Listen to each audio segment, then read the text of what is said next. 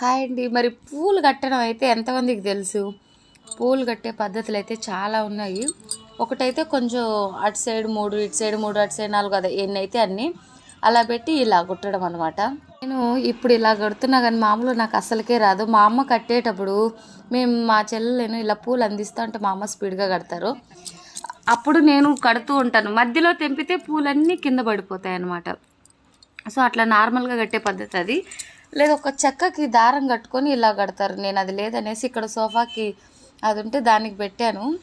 ఇట్లయితే ఎన్ని పూలైనా ఈజీగా కట్టేయచ్చండి. చూడండి, అటు ఒక 5, 6 పెట్టుకున్న బాగా లావుగా కనిపిస్తాయి, బఫ్గా వస్తాయి. ఎన్ని కావాలంటే అన్ని తీసుకోవచ్చు.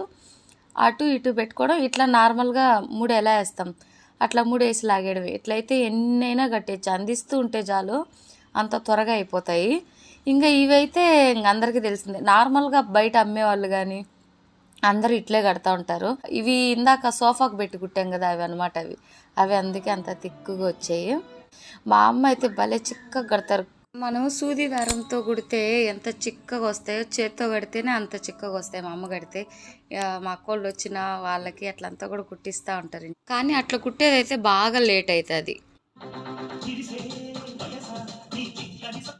అవి కట్టేది నేను అన్నీ కట్టలేక నెక్స్ట్ డే మళ్ళీ ఇవి కట్టాను.